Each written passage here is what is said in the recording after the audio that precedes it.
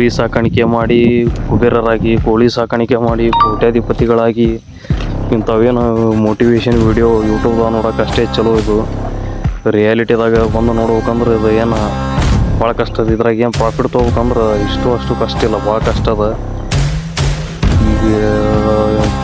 ಈಗಿಂದು ಟ್ರೆಂಡ್ ಒಳಗೆ ಏನದ, ಭಾಳ ಜನ ಯುವಕರು ಒಂದು 20 ಲಕ್ಷ ರೂಪಾಯಿ ಕೊಟ್ಟಿಗೆಸಂತ ಹೈಟೆಕ್ ಶೆಡ್ ಮಾಡೋದು, ಅದ್ರಾಗ ಏನದ ಬ್ರೀಡಿಂಗ್ ಮಾಡೋದು, ಫ್ಯಾಟ್ನಿಂಗ್ ಮಾಡೋದು.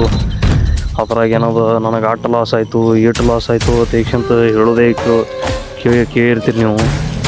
ಅದು ಎದಕ್ಕೆ ಲಾಸ್ ಆಗ್ತದೆ ಅಂದ್ರೆ, ಈಗಿನವ್ರಿಗೆ ಏನು ಫ್ರೆಶ್ ಆಗಿ ಬರ್ತಿರ್ತಾರೆ, ಅವ್ರಿಗೇನು ಡಿಸೀಸ್ ಮ್ಯಾನೇಜ್ಮೆಂಟ್ ಇದ್ರದ್ದು ಏನು ಅದ್ರದ್ದು ಟ್ರೀಟ್ಮೆಂಟ್, ಅದ್ರದ್ದು ಏನು ಫೀಡಿಂಗ್ ಶೆಡ್ಯೂಲ್ ಅದು ಏನೂ ಗೊತ್ತಿರೋದಿಲ್ಲ.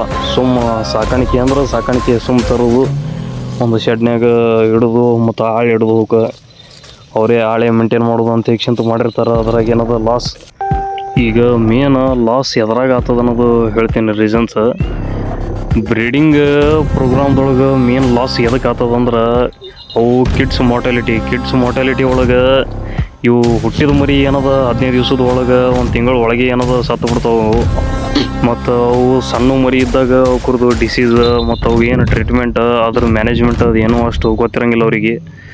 ಮತ್ತು ಏನದ ಇವು ದೊಡ್ಡ ಬ್ರೀಡಿಂಗ್ದಾಗ ದೊಡ್ಡ ಆಡುಗಳಿಗೆ ಅದು ಅಂದ್ರೆ ಕರೆಕ್ಟ್ ಟೈಮಿಗೆ ಹಿಂಗೆ ಹೀಟಿಗೆ ಬರೋದಿಲ್ಲ.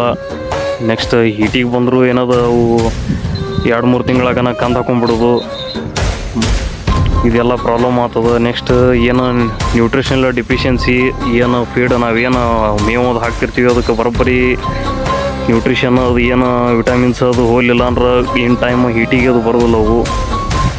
ಮತ್ತು ರಾಂಗ್ ಮ್ಯಾನೇಜ್ಮೆಂಟ್ ಅಂದ್ರೆ ತಪ್ಪು ಮ್ಯಾನೇಜ್ಮೆಂಟ್. ಈಗ ವೆಂಟಿಲೇಷನ್ ಅದು ಕರೆಕ್ಟ್ ಶೆಡ್ ಒಳಗೆ ವೆಂಟಿಲೇಷನ್ ಆಗಬೇಕು, ಮತ್ತು ಸೂರ್ಯನ ಕಿರಣ ಅದು ಶೆಡ್ ಒಳಗೆ ಬೀಳ್ಬೇಕು. ಅದು ಬಿದ್ದರೆ ಏನದ ಅವು ಎಲ್ಲ ಆರಾಮಿರ್ತಾವೆ, ಅಂದ್ರೆ ಕ್ಲಿಯರ್ ಆರಾಮಿರ್ತಾವೆ. ಫ್ಯಾಟ್ನಿಂಗ್ ಒಳಗೆ ಲಾಸ್ ಆಗೋಕೆ ಮೇನ್ ಕಾರಣ ಏನಂದ್ರೆ, ಈಗ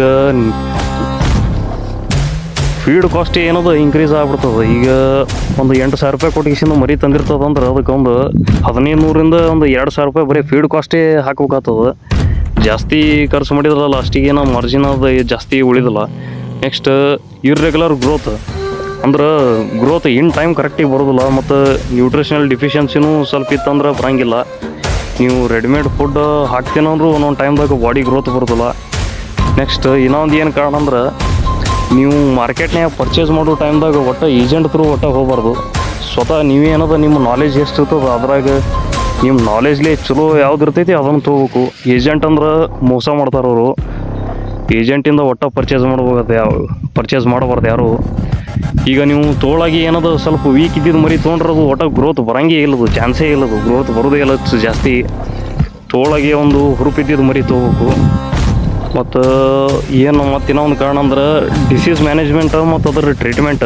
ಈ ಸದ್ದ ನಿಮ್ಗೆ ನಾರ್ಮಲ್ ಇವೇನು ಡಿಸೀಸಸ್ ಇರ್ತಾವೆ ಮತ್ತು ಅದೇನು ಮ್ಯಾನೇಜ್ಮೆಂಟ್ ಅದ್ರದ್ದೇನು ಟ್ರೀಟ್ಮೆಂಟ್ ಅದು ಎಲ್ಲ ನಿಮ್ಗೆ ಅದ್ರ ಬಗ್ಗೆ ನಾಲೆಜ್ ಇರಬೇಕು. ಅದು ನೀವು ಸಣ್ಣ ಡಿಸೀಸಿಗೂ ಏನಾದ್ರು ನೀವು ಡಾಕ್ಟ್ರ್ ಕಳಿಸ್ತೀವಿ, ಡಾಕ್ಟ್ರ್ ಕಡೆ ಟ್ರೀಟ್ಮೆಂಟ್ ಹಾಕಿಸ್ತೀವಿ ಅಂದ್ರೆ ಅದ್ರದ್ದು ಡಾಕ್ಟರ್ ಟ್ರೀಟ್ಮೆಂಟ್ ಖರ್ಚೇ ಭಾಳ ಆಗ್ತದೆ.